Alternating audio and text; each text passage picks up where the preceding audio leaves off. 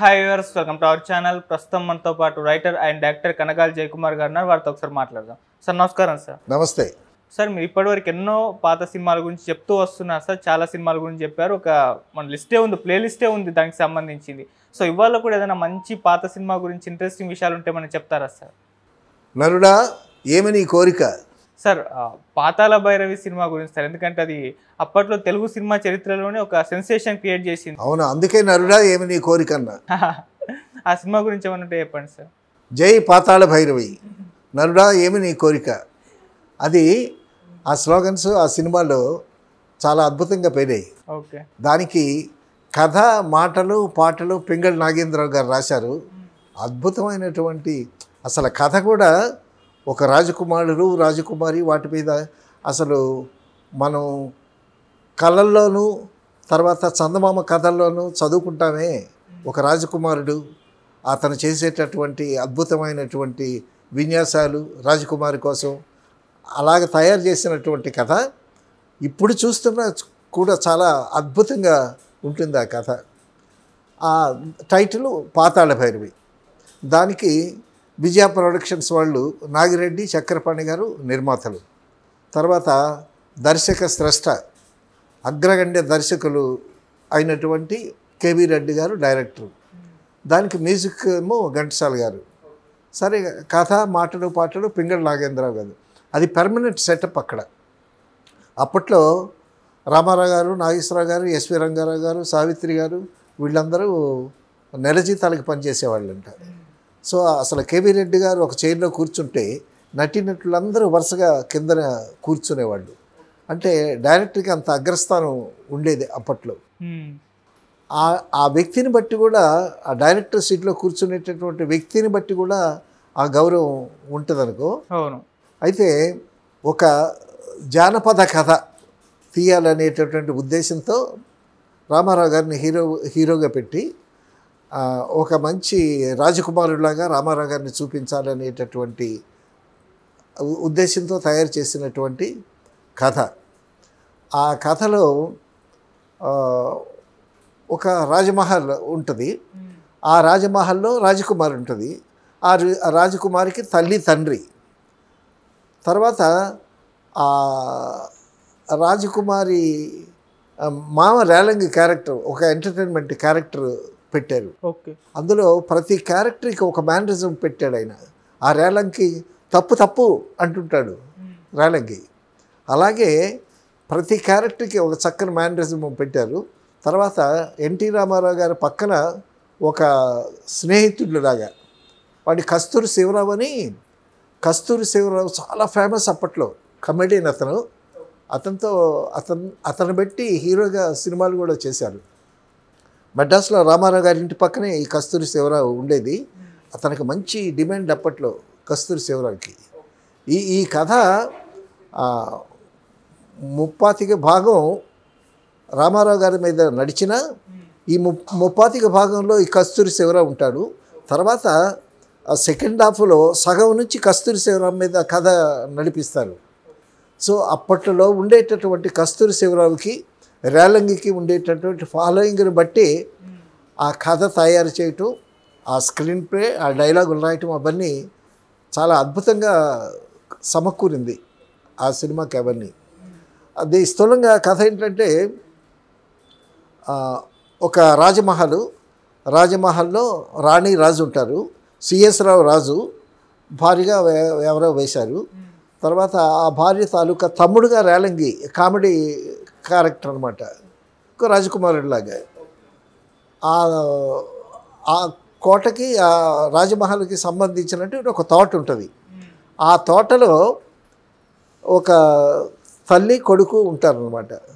ఆ కొడుకు ఒక ఫ్రెండ్ ఉంటాడు. ఆ తల్లి, ఆ కొడుకే తోటలో ఉండేటటువంటి కొడుకే తోటరాముడు. రాముడు అతని పేరు, తోటరాముడు అంటారు. తర్వాత అతనికి ఒక స్నేహితుడిగా వెంట ఉండేటటువంటి కస్తూరి శివరావు వేషం వేశాడు. ఆ తోటలోకి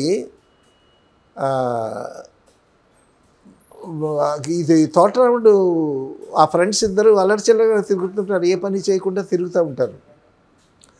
అసలు సినిమా స్టార్టింగే ఎన్టీ రామారావు గారు, ఆ కస్తూరి శివరావు వాళ్ళిద్దరూ ఫైట్తో స్టార్ట్ చేస్తారు. ఆ సినిమా స్టార్ట్ చేయటమే. అప్పుడు రామారావు గారిని ఇక్కడి వరకు బేరుపాటి చూపిస్తాడు. రామారావు గారు మంచి యవ్వనంలో ఉన్నాడు అప్పుడు. సో ఉంగరాల జుత్తు, ఇంకా నీలాగా మంచి ఉంగరాల జుత్తు అప్పట్లో, బాగా జుట్టు బాగా పెంచుకొని చాలా అందంగా ఉన్నాడు రామారావు గారు, మంచి యవ్వనంలో ఉన్నాడు. సో ఆ ఎక్సర్సైజ్ చేసేటప్పుడు బాడీ కూడా వెల్ బిల్ట్ బాడీ, అసలు చూపించడమే చాలా అట్రాక్టివ్గా చూపించారు. సో వీళ్ళిద్దరూ ఎప్పుడు ఈ కత్తులతో కర్రసాము కత్తిసాము నేర్చుకున్నాడు రామారావు గారు అప్పటికి. సో ముందు కర్రసాము చేపిస్తారు. కర్రసాముతో చూపించిన తర్వాత మదర్ వచ్చి ఏ పని పాట లేకుండా ఊరికే తిరుగుతారని వాళ్ళిద్దరిని పట్టుకొని బాగుతుందన్నమాట. సో ఆ టైంలో ఒరేయ్ మీరు లోపలికి వెళ్ళి రాజకుమారి వస్తుంది తోటలోకి, రాజకుమారి చలికలతో విహారానికి వస్తుంది అనమాట. అప్పుడు ఆ రాజకుమారిని ఎవరు చూడకూడదు, అందుకోసమని వాళ్ళిద్దరిని గదిలో పెట్టేసేసి తలుపు గొడి పెట్టేస్తుంది. ఇంతలో రాజకుమారి వస్తుంది. రాజకుమారి చలికెత్తులతో వస్తుంది. వస్తూ ఉంటే వీళ్ళు ఏం చేస్తారు,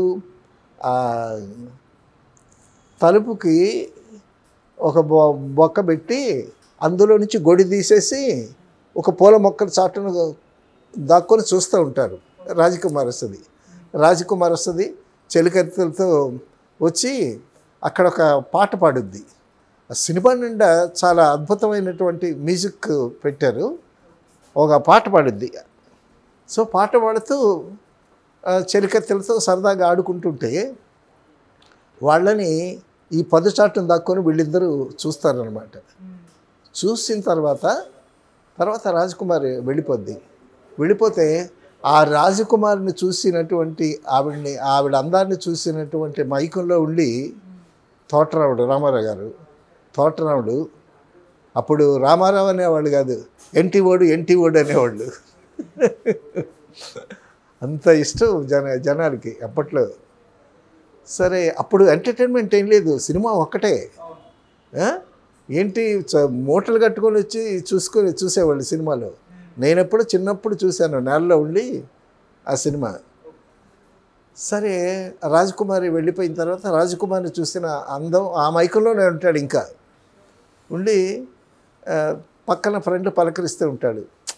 ఆహాహాహా ఏమి రాజకుమారిరా, ఆ రాజకుమారి పక్కన ఒక్కసారి నుంచుంటే చాలురా అని అంటాడు. రాజకుమారి పక్కన నుంచుంటే మీ అమ్మ వాతలు పెట్టుద్ది పదా అని తీసుకెళ్తారు. ఈ విధంగా ఆ హీరోయిన్ ఎవరు, మాలతి వేసింది. మాలతి హీరోయిన్. తర్వాత ఈ తోటలోకి రావటం, ఈ రాముడేమో అమ్మాయిని చూడటం, ఆ అమ్మాయిని చూడటంతో ఒక విధంగా అమ్మాయి లవ్లో పడతాడు. ఆవిడేమో రాజకుమారి, ఇతను తోట పని చేసేటటువంటి వాడు. సో చాలా వ్యత్యాసం ఉంది. కానీ ఒక తోటరాముడు, ఒక సామాన్యుడు రాజకుమారిని ప్రేమించాడు అని ఆ లింక్ పెట్టడంతో సామాన్య ప్రేక్షకుడు బాగా కనెక్ట్ అవుతాడు. సో అప్పుడే బాగా ఆలోచించారు. వాడు ప్రేమించిన వాళ్ళు కూడా సినిమాలు చూస్తారు కదా, చూసిన వాళ్ళు బాగా కనెక్ట్ అవుతారు ఆ సిచ్యువేషన్స్కి. అవన్నీ చాలా బాగా డిపిక్ట్ చేశారు కేవీ రెడ్డి గారు.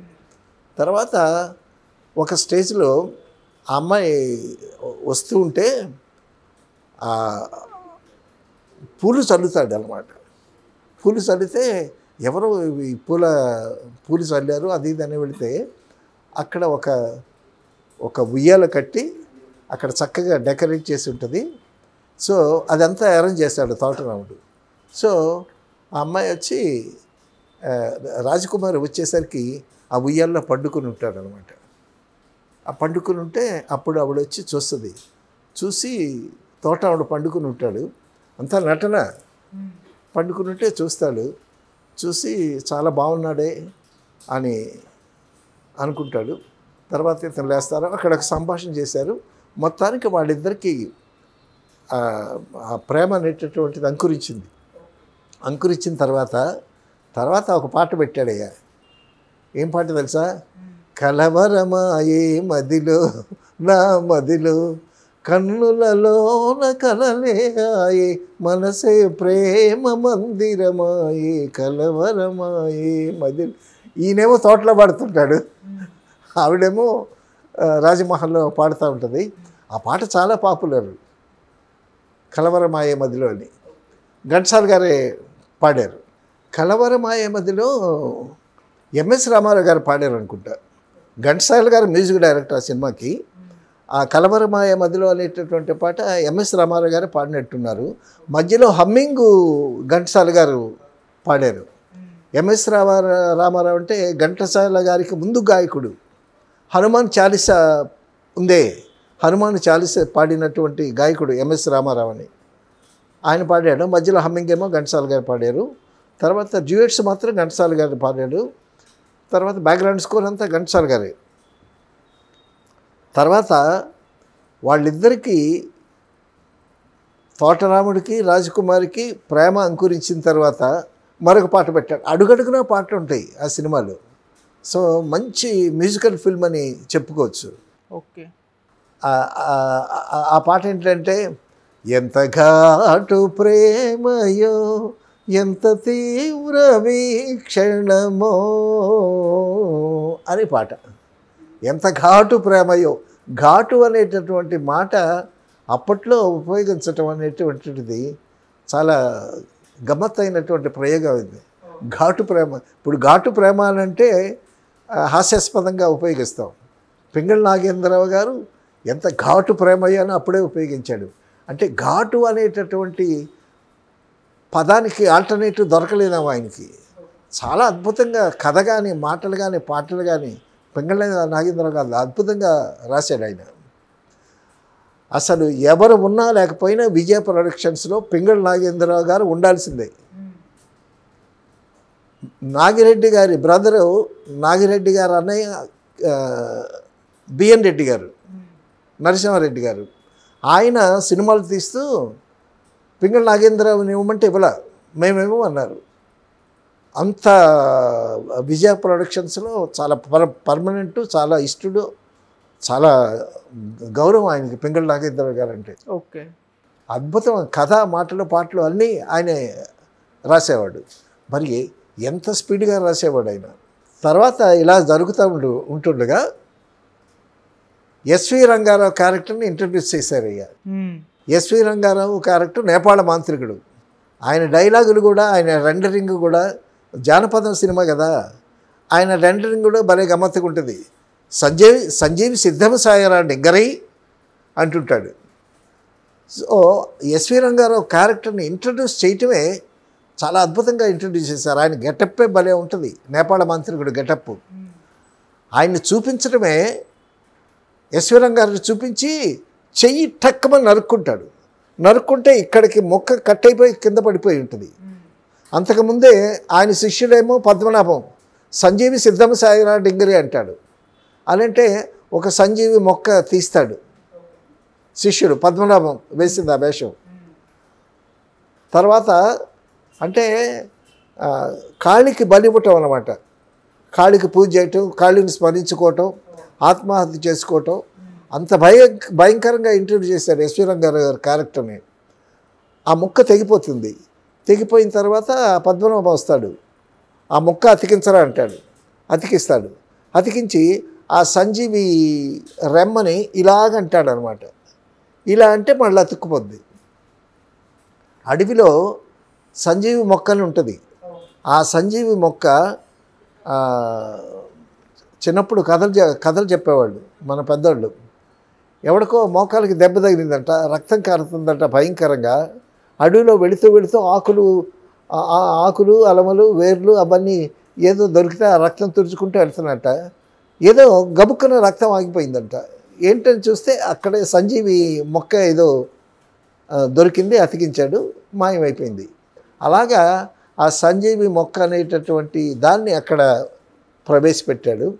ఆ సంజీవి మొక్క తాలూకా అక్కడ చూపించడానికి కారణం ఏంటంటే లాస్ట్లో మళ్ళీ ఆ సంజీవిని కూడా కలుపుతాడు కథలో. తర్వాత ఆ రాజమహల్ గేట్వే రాజమహల్ ముఖద్వారం ఉంటుంది కదా, ఆ ముఖద్వారం దగ్గర జనాలు కూడి ఉంటారు. ఎస్వి రంగారావు రాతిని కోతిగా చేస్తాడు, ఆ కోతిని ఒక డాన్సర్గా చేస్తాడు, అది డాన్స్ చేస్తుంది. అక్కడ కావలసిన వాళ్ళందరికీ వింతలు విశేషాలన్నీ చేసి చూపిస్తాడు. ఓకే. చేసి చూపించేసరికి ఈ ఎన్టీ రామారావు తోటరాముడు ఫ్రెండ్ కలిసి వస్తారనమాట. కలిసి వస్తే తోటరాముడు చూస్తాడు ఎస్వి రంగారావు.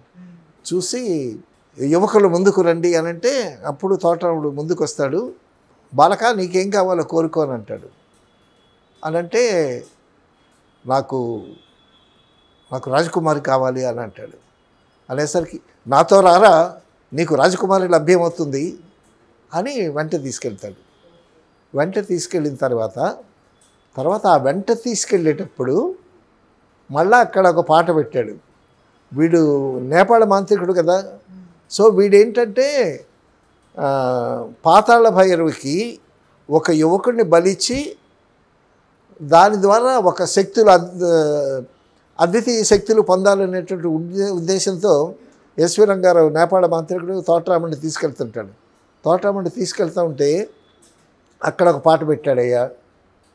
ఏం పాట తెలుసా? రాజకుమారి నీకు లభ్యం అవుతుందిరా, నాతో రారా అని తీసుకెళ్తాడుగా.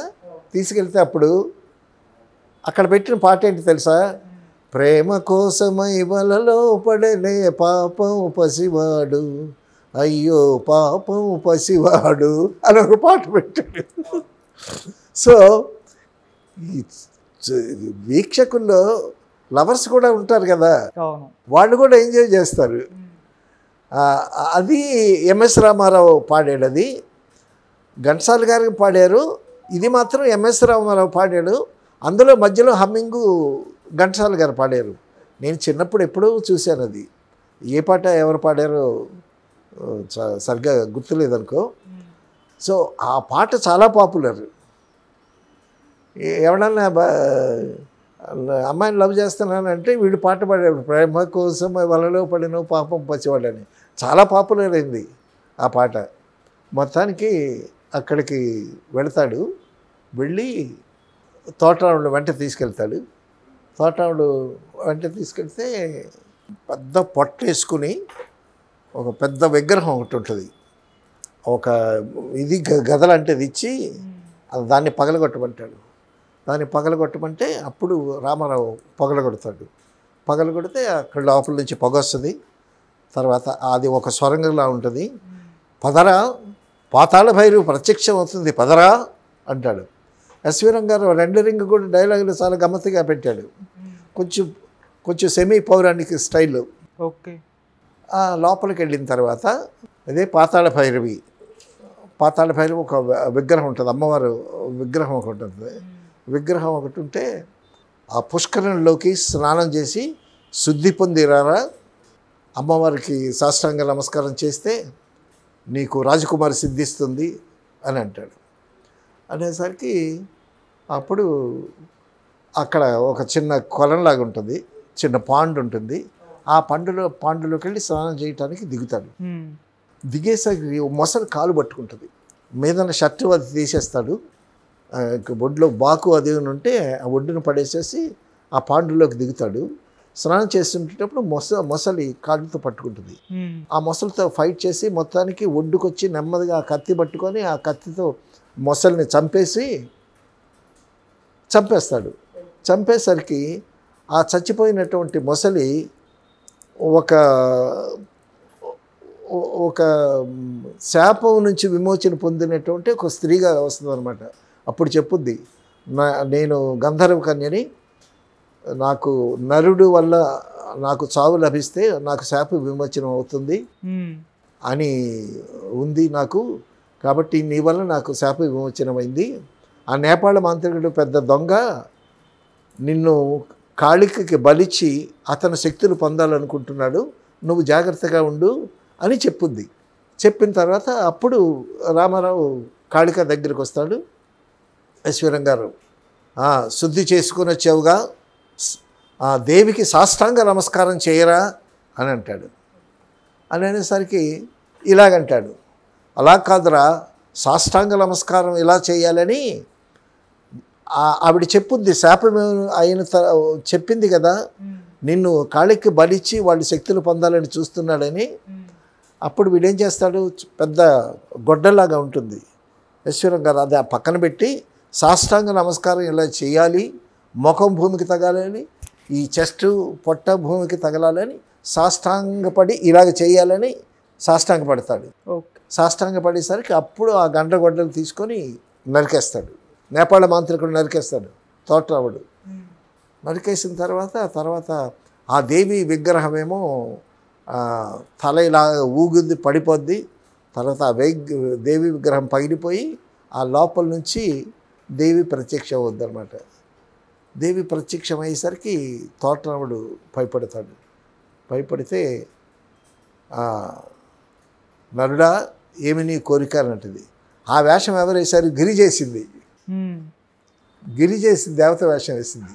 తర్వాత రేలంగి పక్కన కమెడియన్గా వేసింది అనుకో. తర్వాత ఒక సినిమాలో హీరోయిన్గా కూడా వేసింది గిరిజ. అంటే అప్పుడు కొత్తగా వచ్చినటువంటి టైం అయి ఉంటుంది, చక్కగా ఫ్రెష్గా అందంగా ఉంది. సో ఈ దేవి వేషం పనికి వస్తుందని దేవిని వేశారు. ఇందులో ఎస్వి రంగారావు గారు నేపాళ మాంత్రికుడికి ఒక గమ్మత్తైన డైలాగ్ ట్రెండ్ పెట్టారు. ఇప్పుడు నువ్వు వెళ్ళి పుష్కరిలో స్నానం చేసి రమ్మంటాడు కదా, అక్కడ ఎస్వి రంగారావు గారు డైలాగ్ ఒకటి ఉంది. పుష్కరిలో స్నానం చేసి వచ్చిన తర్వాత దేవికి సాష్టాంగ నమస్కారం చేయరా, నీ సంకల్పం సిద్ధిస్తుంది, రాజకుమారి లభిస్తుందిరా అని ఒక గమ్మత్తైన ట్రెండ్లో త్రూఅవుట్ ఎస్వి రంగారావు గారికి డైలాగులు పెట్టారు. తర్వాత రేలంగికి ఒక మేనరిజం పెట్టారు. వాడు ప్రతిదానికి తప్పు నేను రాజకుమారుణ్ణి అని ఒక్కొక్క క్యారెక్టరైజేషన్స్ చాలా అద్భుతంగా సృష్టించారు.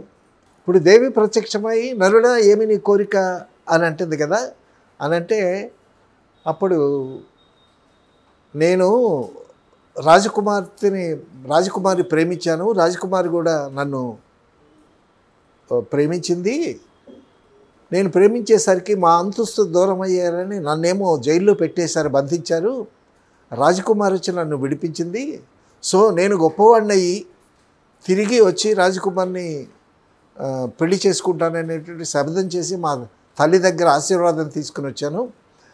కాబట్టి నా సంకల్పం, నా కోరిక నెరవేర్చేటట్టు దీవించు తల్లి, అది ఇదనంటే అప్పుడు గిరిజ చాలా పొట్టిగా ఉంది అప్పుడు దేవి. అదేమో నరుడా నీకు ఒక చిన్న ప్రతిమ ఇస్తున్నాను, ఈ ప్రతిమ తీసుకో, ఈ ప్రతిమ తీసుకుని నన్ను స్మరించినప్పుడల్లా నేను నీకు కనిపించి నరుడా ఏమి నీ కోరిక అంటాను, నీ కోరిక చెప్తే అప్పుడు నీ కోరిక ఫలిస్తుంది అని చెప్తుంది అనమాట. అప్పుడు ఆ చిన్న బొమ్మ ప్రతిమ తీసుకొని కళ్ళకు అద్దుకుంటాడు. అద్దుకున్న తర్వాత వస్తూనే అంటాడు, ఆ గుహలోకి వెళ్ళిపోయాడు కదా, ఆ గుహలోనే డైరెక్ట్గా రాజదర్బార్కి రావాలన్నమాట. జై పాతాళ భైరవి అని అంటే బొమ్మ ఇలా పెట్టుకొని జై పాతాళ భైరవి అంటాడు. అనేసరికి దేవి ప్రత్యక్షం అవుతుంది. నరుడా ఏమి నీ కోరిక అంటది అని అంటే నేను రాజకుమారులాగా తయారయ్యి ఆ రాజమహల్లో ప్రత్యక్షం అవ్వాలి, రాజకుమారి దగ్గరికి వెళ్ళాలి అని అంటాడు. అనేసరికి అని ఇలా దీవిస్తుంది అనమాట గిరిజ. దీవించేసరికి రాజకుమారుడు డ్రెస్ వచ్చేస్తుంది. అన్నీ గమ్మత్తుగా ఈ మాసెస్ ఎంజాయ్ చేయగలిగేటటువంటి ఒక్కసారి తోటరాముడు గెటప్లో ఉండేటటువంటి వాడు రాజకుమారుడు అయిపోతాడు. అయిపోయేసరికి ఒక హీరో మీద ఉండేటటువంటి ఇది ఉంది చూసావా, జనాలు భలే ఎంజాయ్ చేస్తారు. ఒక్కసారి ఈ తోటరాముడల్లా రాజకుమారుడిలాగా గెటప్లో కనిపిస్తాడు. కనిపించి నేను రాజకుమారి దగ్గరికి వెళ్ళాలి అని అనుకునేసరికి టక్కమని రాజకుమారి హాల్లోకి ప్రవేశిస్తాడు. ప్రవేశించేసరికి రాజకుమారితో కలుస్తాడు. అక్కడ వాళ్ళిద్దరు సరదాగా ఒక పాట పాడుకుంటారు. మళ్ళా రొమాంటిక్ సాంగ్స్, ఆ భాష కూడా చాలా ఎంత చక్కని భాష వాడాడు. ఎంత ఘాటు ప్రేమయో ఎంత తీవ్ర వీక్షణమో అంటాడు ఆయన. వీక్షణం అంటే చూపులు అనమాట, చూపులు కలిసినటువంటి ఎంత తీవ్ర ఒకళ్ళనొకళ్ళు చూసుకుంటారు కదా, ఆ వీక్షణం అనేటటువంటి ఒక మంచి మాటలు ఎక్కడెక్కడ మంచి మాటలు వాడాలో ఎక్కడెక్కడ మాస్ డైలాగులు వాడాలో అక్కడ చాలా చక్కగా వాడాడు పింగళి. తర్వాత ఇంతలోకి ఈ ఒక నరుడెవడో ప్రవేశించాడు అని రేలంగి వస్తాడు. రేలంగి వచ్చేసరికి ఈ మాలతి, హీరోయిన్ మాలతి రాజకుమారి, సో ఆవిడేమో నువ్వు దాక్కో అని చెప్పి ఒక కర్టన్ వెనక దాక్కుంటుంది. దాక్కుంటేసరికి రేలంగి వస్తాడు. ఒక నరుడు ప్రవేశించాడు అని వెతుకుతూ ఉంటాడు. వెతుకుతుంటే ఆ కర్టన్ చట్టు నుంచి తప్పేస్తుంది. తప్పించేసిన తర్వాత రేలంగి వెళ్ళిపోతాడు. రేలంగి వచ్చినప్పుడల్లా భలే నవ్వులు. సరే అక్కడి నుంచి తర్వాత ఒక రాజమహల్లోకి తోటరాముడు ఫ్రెండ్ ఉన్నాడు కదా, కస్తూరి శివరావు, అంజిగాడు అనేవాళ్ళు అప్పట్లో. అంజిగాడు కస్తూరి శివరావు, అతను వస్తాడనమాట. అతను వచ్చి రాజుగారి దగ్గరికి వచ్చి, రాజా, మహారాజా, మా యువరాజు, మా తోటరాముడు అప్పటికే మంచి ఇదైపోయాడు కదా, సో మీకు కానుకలు పంపించాడు అని చెప్పి, ఒక ఇటుపక్క ఒక 10 మంది అమ్మాయిలు కానుకలు పట్టుకుని ఉంటారు, ఇటుపక్క ఒక 10 మంది చెలికత్తెలు కానుకలు పట్టుకుని ఉంటారు. సో మా తోటరాముడు, మా యువరాజు మీకు కానుకలు పంపించాడు అని చెప్తే ఈ రాజు రాణి చూసి బిత్తరపోతారనమాట. బిత్తరపోతే ఇంత గొప్పవాడు ఎట్లా అయ్యాడు అని ఆశ్చర్యపోతే తర్వాత తోటలో ఉండేటటువంటి వీళ్ళ నివాసం ఉంది కదా, ఆ నివాసానికి బదులు ఒక పెద్ద మహల్ కట్టించేస్తాడు, మాయామహల్ కట్టిస్తాడు. దాని పేరు మాయామహల్ అని పెట్టాడు. సో ఆ మాయామహల్ మీరు వీక్షించాలి రండి అని చెప్పి ఆహ్వానం పలుకుతాడు శివరావు. తర్వాత ఈ తోటరాముడు ఇంత గొప్పవాడు ఎట్లా అయ్యాడా అని ఆశ్చర్యపోతూ రాజు, రాణి, రాజకుమారి, రేలంగి వీళ్ళందరూ కలిసి ఆ మాయామహల్లోకి వెళ్తారు. వెళితే అసలు వీళ్ళు ఉన్న రాజభవనం కూడా చాలా అంత అద్భుతంగా ఉంది. సో ఆ రాజభవనంలోకి ఎంటర్ అయిన తర్వాత వీళ్ళకి స్వాగతం పలుకుతూ పాటలు, తర్వాత ఒక రొమాంటిక్ సాంగు, డ్యాన్సు, అవన్నీ ఆ మాయామహల్లో చూసి వీళ్ళు బిత్తరపోతారు. బిత్తరపోయేసరికి అప్పుడు ఈ రేలంగి రాజకుమారిని చేసుకుంటానని అప్పటి వరకు వెంటబడుతూ ఉంటాడు. అప్పుడు రాజు ఏం చేస్తాడంటే, నువ్వు చాలా ప్రయోజకులు అయ్యావు కాబట్టి నా కూతుర్ని నీకే ఇచ్చి పెళ్లి చేస్తాను అది ఇది అని అంటాడు. అనేటప్పుడు అప్పట్లో పెళ్ళి ప్రయత్నాలు జరుగుతూ ఉంటాయి అన్నమాట. ఇక్కడ కాళికాదేవి దగ్గర తోటరాముడు నరికేశాడు కదా ఎస్వి రంగారావుని. ఆ ఎస్వి రంగారావుకి ఒక పక్కన ఒక అటెండెంట్ ఉంటాడు, ఒక సహాయకుడు, అది పద్మనాభం వేశాడు ఆ వేషం. ఈ పద్మనాభం చనిపోయాడు కదా నేపాళ మంత్రుడు ఎస్వి రంగారావు. వీడు ఈ పద్మనాభం ఏమో దూరదర్శిని పొడుగ్గా ఉంటుంది, ఒక దూరదర్శిని. అట్లాంటి దాంట్లో చూస్తాడు, మా గురువుగారు ఏమయ్యారు అని ఇలా చూస్తూ ఉండేసరికి అక్కడ కాళికాదేవి దగ్గర ఆ మొండెం తెగి పడి ఉంటాడు. అప్పుడు పద్మనాభం వెళ్ళి మొట్టమొదట చెయ్యి నరుక్కుండేటప్పుడు సంజీవితో చెయ్యి అతికించాడు కదా పద్మనాభం. అప్పుడు మళ్ళా ఆ సంజీవిని ఆ చిన్న మొక్క తీసుకొని, ఎండు పుల్లలాగా ఉంటుంది, ఆ మొక్క తీసుకొని వెళ్ళి నేపాళ మాంత్రికుడిని మళ్ళీ బతికిస్తారన్నమాట. సరిగ్గా వీళ్ళ పెళ్ళి, తోటరాముడు రాజకుమారి పెళ్ళి జరిగేటప్పటికి వాడు బతికి వస్తాడు. వచ్చి తర్వాత మలయాళ మాంత్రికుడికి వాడి శక్తులన్నీ గడ్డంలో ఉంటాయంట. వాడి శక్తులన్నీ గడ్డంలో ఉంటాయి. యశ్వరం గారు వస్తాడు. యశ్వరం గారు వచ్చరికి రాజకుమారికి తోటరాముడికి పెళ్ళి అవుతుంది కదా, వీడు రేలంగి పెళ్లి చేసుకుందాం అనుకుంటాడు కదా, వీడు డిస్పరేట్ అయిపోయి ఒక చెట్టుకేమో ఉరితాడు తగిలించుకొని, రాజకుమారిని పెళ్లి చేసుకోకుండా నా బతుకెందుకు, నేను చచ్చిపోతాను అని మెడకి ఉరితాడు తగిలించుకుంటాడు. ఉరితాడు తగిలించుకొని లాగుతూ ఉంటే, అబ్బా చాలా కఠినంగా ఉంది ఉరి, ఇంత ఉరితాడు ఇంత గట్టిగా ఉంటే ఎట్టా చచ్చేది నేను అని చెప్పి ఉరితాడికి మెత్తగా ఉండడం కోసం రుమాలు పెట్టుకుంటాడు.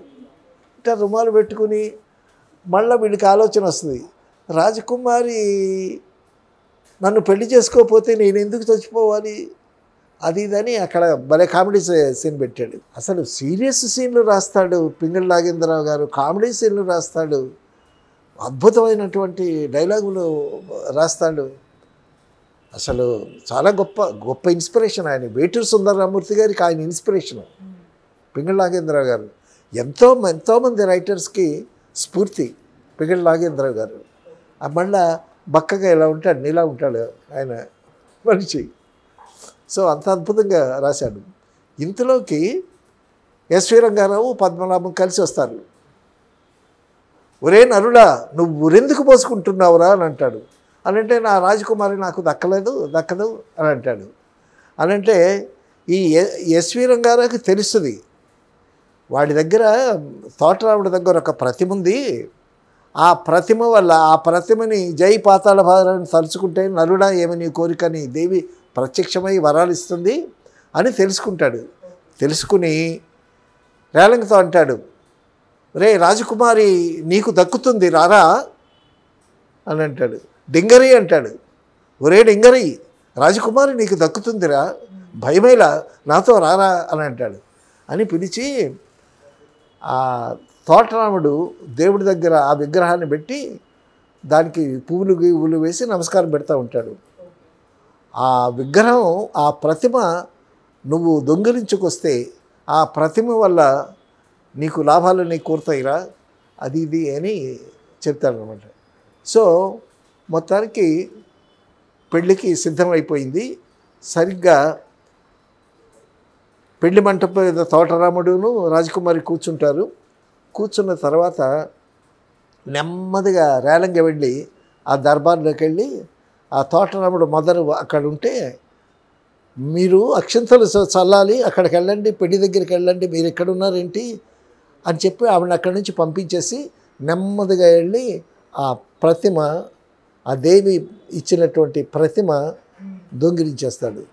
దొంగిలించి తీసుకెళ్ళి ఎస్వి రంగారావుకి ఇచ్చేస్తాడు, నేపాళ మంత్రికి ఇచ్చేస్తాడు. ఇచ్చేసరికి సరిగ్గా ఆ తోటరాముడు లేచి రాజకుమారి మెడలో తాళి కట్టబోయేసరికి ఈ నేపాళ మాంత్రికుడు జై పాతాళ భైరవ్ అంటాడు. ఆవిడ ప్రత్యక్షమై గిరిజ ప్రత్యక్షమై నన్నులా ఏమిని కోరుకుంటుంది, నాకు అర్జెంటుగా రాజకుమారిని ఇక్కడికి ప్రవేశపెట్టు అంటాడు. అనేసరికి తోటరాముడు తాళి కట్టబోయేసరికి మాయమైపోద్ది రాజకుమారి. అసలు ఆ దృశ్యాలను ఎంత ఇంట్రెస్టింగ్గా తీశారు. అసలు అల్లిక నాగిరెడ్డి గారు, చక్రపాణి గారు చాలా జీనియస్ బ్రెయిన్. చక్రపాణి గారు ఏది చెప్తే అది. అసలు చందమామ అనేటటువంటి పుస్తకం ప్రారంభించింది ఆయన, చక్రపాణి గారు. చిత్రం ఏంటో తెలుసా, నాగిరెడ్డి గారేమో రెడ్డి సామాజిక వర్గాన్ని వచ్చాడు, తర్వాత చక్రపాణి గారేమో తెనాల నుంచి కమ సామాజిక వర్గం నుంచి వచ్చారు. వాళ్ళిద్దరికి ఫ్రెండ్షిప్ అసలు అప్పట్లో ఉండేవి కావు, తర్వాత వచ్చినటువంటి వైషమ్యాలు అనుకో. సో చక్రపాణి గారు మంచి రైటరు, బెంగాలీ కూడా వచ్చు అనుకుంటా, ఆయనకి కొన్ని నవల్స్ కూడా తర్జుమా చేశాడు. చక్రపాణి గారు ఏది చెబితే అది వేదం నాగిరెడ్డి గారికి. చక్రపాణి గారు అంటే అంత గౌరవం కూడా అంతమందికి. సో వాళ్ళందరికీ ఒక గురువులాగా అనమాట. ఏదన్నా సమస్య వచ్చిందంటే చాలా చులకనగా పరిష్కరించేస్తాడు చక్రపాణి గారు. మహామేధావి ఆయన. సన్నంగా పొడుగ్గా ఉంటాడు, సిగరెట్ కాల్చిన స్టూడియో అంతా తిరుగుతూ ఉంటాడు. ఒకసారి మాయాబజార్లో ఒక పాట తీయటానికి ఊటీ వెళదాం అనుకున్నారు. ఊటీ వెళదాం అనుకునేసరికి అప్పుడు ఊటీ వెళ్ళి పాట షూట్ చేయాలి అని అంటే చాలా ఖర్చుతో కూడుకున్నటువంటి, అప్పుడు రవాణా సౌకర్యం ఇంత బాగా లేవు కదా. ఆయన అన్నాడంట, ఈ పాట కోసం, ఈ డ్యూయట్ కోసం ఊటీ వెళ్ళాలా అన్నాడంట. అనేసరికి ఆ చక్రపాణి అన్న మాట మీద పింగళి నాగేంద్రరావు గారు పాట రాశాడు. ఏమని, ప్రేమయాత్రలకు బృందావనము నందనవనము ఏలనో, ప్రేమించిన సతి ఎదుటనుందగా వేరే స్వర్గము దిగిరాదా అని రాసేసాడు. సో అంత స్ఫూర్తి చక్రపాణి గారంటే ఇండస్ట్రీలో ఆయన మాట వేదం అన్నమాట. అంత మేధావి, అంత తెలివైనవాడు, కొన్ని సమస్యలను ఇట్టే పరిష్కరించేటటువంటి బ్రెయిన్ ఆయనది. ఆయన నాగిరెడ్డి గారు నిర్మాతలు విజయ ప్రొడక్షన్స్కి. జై పాతాళ భైరవి నరుడా ఏమి కోరిక ప్రవేశపెట్టాలన్నారు కదా, మా రాజకుమారి మాయమైపోయింది కదా, రాజకుమారి మాయమైపోయింది. అక్కడ నుంచి ఇక రాజు రాణి ఏమో దుర్మార్గుడా నా కూతురేది, నువ్వు మాయ చేసావు, నువ్వు మాయమహాలు కట్టించావు, ఒక్కసారి రాజకుమారుడు అయిపోయావు, నీదేదో మంత్రాలు చేస్తున్నావు అని రాజు రాణి ఇది మీద దుమ్మెత్తిపోస్తారు. దుమ్మెత్తిపోస్తే రేలంగి కూడా అంటాడు. అంటే ఆఖరికి విచారంతో రాజకుమారిని ఏ విధంగా తీసుకొస్తాను రాజా, నా మాట నమ్మండి అని ఎన్టీ రామారావు తోటరాముడు బయలుదేరితే మళ్ళీ అక్కడ ఒక పాట పెట్టాడు.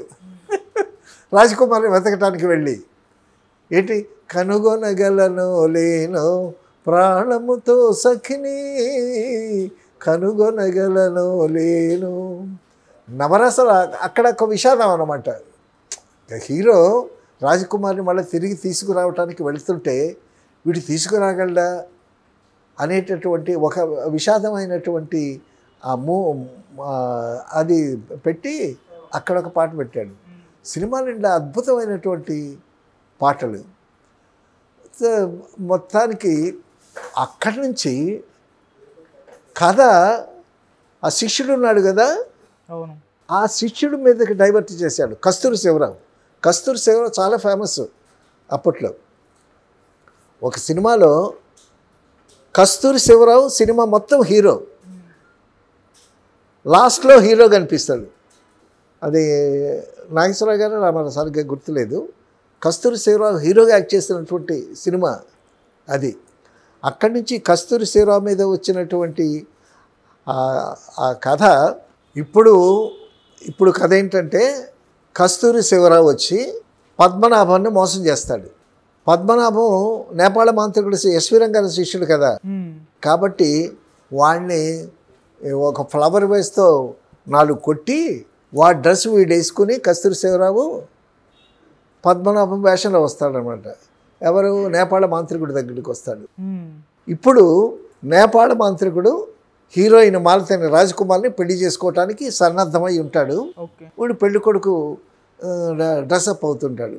డ్రెస్అప్ అవుతుంటే పద్మనాభం వేషంలో పద్మనాభం అంటే ఈ నేపాళ మాంత్రికుడికి అసిస్టెంట్ కదా, వాడిని కొట్టి వీడు ఆ వేషం వేసుకుని వచ్చాడు కదా శివరావు, వచ్చి వీడిని పొగిడి అది ఇది చేస్తా ఆఖరికి మొత్తానికి ఆ గదిలోకి వెళ్ళి ఆ ప్రతిభను, ఆ బొమ్మని వాడు సంపాదిస్తాడు.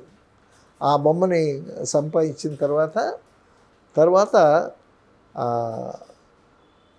నెమ్మదిగా ఎన్టీ రామారావు అప్పటికి తోటరాముడు గెటప్లోనే ఉంటాడు. సో ఆ తోటరాముడు గెటప్లో ఉండేటటువంటి వాళ్ళని ఆ ప్రతిమ ద్వారా రప్పిస్తాడు. ఈ ప్రతిమ పెట్టుకుంటే జై పాతాళ భైరవి అంటే నరుడా ఏమి నీ కోరిక అని గిరిజ ప్రత్యక్షం అవుతుంది కదా. సో ఏం కోరిక కావాలి అంటే నేను రాజకుమారి దగ్గరికి వెళ్ళానేసి రాజకుమారి దగ్గరికి వచ్చేస్తాడు. సో రాజకుమారి దగ్గరికి వచ్చేసిన తర్వాత ఇంతలోకి పెళ్లి గెట్టప్ వేసుకొని నేపాళ మంత్రికుడు ఎస్వి రంగారావు వస్తాడు. సెంటు గింటు గట్ట ఉంటాడు. ఉండి వాడు నేపాళ మంత్రికుడు వస్తున్నాడని చెప్పి ఎన్టీ రామారావు ముసుగుదాన్ని పండుకుంటాడు. రాజకుమారి పక్కన దాక్కుంటూ ఉంటే ఎస్వి రంగారావు వస్తాడు. ఎస్వి రంగారావు వచ్చి దేవి నిద్రించుచున్నావా అని అంటే అప్పుడు ఎన్టీ రామారావు రాజకుమారి లాగా డైలాగులు చెప్తూ ఉంటాడు. అప్పటికి ఇంకా ఆ బొమ్మ వీళ్ళకి దక్కలేదు. అప్పుడు వచ్చి రాజకుమారి లాగా మాట్లాడితే నేను మిమ్మల్ని పెళ్లి చేసుకుంటాను, మీరు వచ్చి నా పక్కన కూర్చోండి అది ఇదని ఎన్టీ రామారావు లేడీ వాయిస్లో రాజకుమారి చెప్తే ఎస్వి రంగారావు వచ్చి పక్కన కూర్చుంటాడు. పక్కన కూర్చొని ఒక్కసారి ముసుగు తీసి ఎన్టీ రామారావు వాళ్ళిద్దరికి మంచి ఫైట్ అనమాట. ఆ ఫైట్లో ఆ బొమ్మ జారిపోద్ది. ఆ బొమ్మ జారిపోతే ఆ బొమ్మని ఫైట్ చేస్తూనే ఎస్వి రంగారావు ఆ బొమ్మ అందుకోవాలని ట్రై చేస్తుంటే ఈ కస్తూరి శివరావు లేదు ఓ చిన్న సుత్తి లాంటిది పట్టుకొని వాడు బొమ్మకి ఇలా లాక్కుపోయేటప్పుడు చెయ్యి మీద కొడుతుంటాడు. మళ్ళా చెయ్యి ఇలా అంటాడు, వీళ్ళే కొడుతుంటాడు. ఆఖరికి మొత్తానికి అతన్ని అప్పటికే మీ ఈ శక్తులన్నీ మీ గడ్డంలో ఉన్నాయి కదా, మీరు గడ్డం తీసుకుంటే పెళ్లి కొడుకులాగా బాగా ఉంటారనేసరికి వాడు గడ్డం తీసుకొని వచ్చేస్తాడు ఎస్వీరం గారు. ఇప్పుడు గడ్డం లేదు ఎస్వీరం గారికి. సో ఆ శక్తులు కూడా పోయాయి. సో ఈ బొమ్మ కూడా చేజిక్కింది. కాబట్టి శక్తిహీనుడు అయిపోయాడు అనమాట నేపాళ మాంత్రికుడు. అప్పుడు ఆ విధంగా తర్వాత వాళ్ళు బలశాలిగా చూపించాడు, వాళ్ళిద్దరికి మంచి ఫైట్ చూపించాడు. సో ఆ ఫైట్ గీట్ ఇదంతా అయిపోయిన తర్వాత అప్పుడు రాజకుమార్ని తీసుకొచ్చి రాజుగారికి రాణికే అప్పచెప్తాడు. అప్పచెప్పిన తర్వాత అప్పుడు రేలంగే రియలైజ్ అయ్యి నేను చేసుకుంటాను అంటాడు కదా, తనే రియలైజ్ అయ్యి ఇతను చాలా వీరుడు, చాలా తప్పిపోయినటువంటి రాజకుమార్ని రక్షించి తిరిగి తీసుకొచ్చాడు, కాబట్టి రాజకుమార్ని అతనికే ఇచ్చి పెళ్లి చేద్దాం అది ఇది అని చెప్పి రేలంగి చేతే తోటరాముడిని రాజకుమార్ని కల్పిస్తారనమాట. ఓకే. సో కల్పించిన తర్వాత ఒక మంచి మంగళహారతులు అది ఇది వచ్చి వాళ్ళు రాజకుమారి తోటరాముడు కలిసి రాజు కాళ్ళకి రాణి కాళ్ళకి మొక్కుతారు. తర్వాత తల్లి కాళ్ళకు కూడా మొక్కుతారు. ఆ తల్లి క్యారెక్టర్ కూడా చాలా చక్కగా తీర్చిదిద్దాడు. మొత్తానికి మాటలు, పాటలు, సన్నివేశాలు, తర్వాత మాయమంత్రాలు అన్నీ అద్భుతంగా ఇప్పుడు చూసినా కూడా చాలా బాగా ఎంజాయ్ చేస్తాం ఆ సినిమాని. ఇదే పాతాళ భైరవి కథని డైరెక్టర్ బాపయ్య గారు హిందీలో తీశారు. అక్కడ కూడా పెద్ద హిట్ అయింది. జితేంద్ర అనుకుంటా హీరో.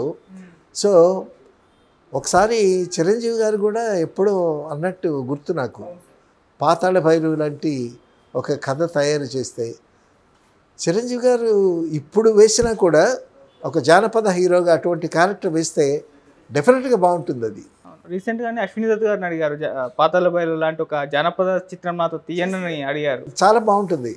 ఒక రాజకుమారుడిలాగా బాగుంటాడు ఆయన. రామ్ చరణ్ వేసినా బాగుంటుంది. సో జూనియర్ ఎన్టీఆర్ ఇప్పుడు ఇటువంటి జానపద కథలు భలే ఇంట్రెస్టింగ్గా ఉంటాయి, పిల్లలు కూడా చూస్తారు. అప్పుడేంటి ఆబాల గోపాలం పిల్లలు, మధ్య వయస్కులు, ముసలివాళ్ళు చక్కగా ఎంజాయ్ చేసేవాళ్ళు ఈ సినిమాల్ని. అటువంటి జానపదం మళ్ళా ఒకసారి బాగా తీస్తే విఠాచార్య గారి సినిమాలన్నీ జానపదాలే కదా. సో చాలా ఇంట్రెస్టింగ్గా ఉంటాయి అవి.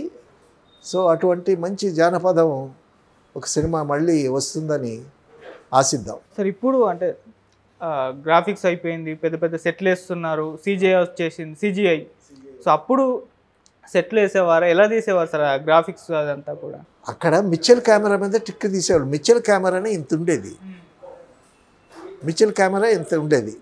ఇప్పుడు నువ్వు ఉన్నావు, మిచ్చల్ కెమెరా ఆన్ చేస్తే నువ్వు కనిపిస్తావు. నువ్వు అదృశ్యం అయ్యేటట్టు ఎట్లా తీస్తారంటే, ఇప్పుడు నిన్ను కూర్చోబెట్టి కెమెరా ఆన్ చేస్తారు. కెమెరా ఆన్ చేసిన తర్వాత కెమెరా ఆఫ్ చేస్తారు. ఆఫ్ చేసిన తర్వాత నిన్ను లేపేస్తారు, ఉట్టి కుర్చీని చూపిస్తారు, అది రన్ చేస్తారు. సో తర్వాత కెమెరాలో కూడా ఒక వ్యక్తి అదృశ్యం అయ్యేటటువంటి డెవిస్ ఉంది. అలాగే చేసేవాళ్ళు. మేము సంపూర్ణ రామాయణాలు చేసేవాళ్ళగా. బాపు గారు సంపూర్ణ రామాయణలో ట్రిక్ ఫోటోగ్రఫీకి రవికాంతరావుగా ఇచ్చొచ్చాడు. సో ఆయన చేస్తూ ఉండగా మేమంతా చూసాం.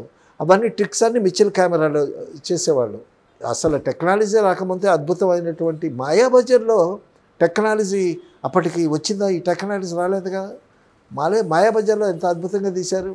ఘటోద్ఘట కూర్చుంటే లడ్డులు టక టక టక టక నోట్లోకి వెళ్ళిపోతూ ఉంటాయి. సో అప్పట్లో అద్భుతంగా తీశారు. ఇప్పుడు టెక్నాలజీ పెరిగింది కాబట్టి ఇంకా అద్భుతంగా తీయచ్చు. తర్వాత పిల్లలకి, పెద్దలకి, ముసలి వాళ్ళకి కూడా ఎంటర్టైన్మెంట్ ఉండేటటువంటి మాయాబజార్ లాంటి సినిమాలు చూస్తే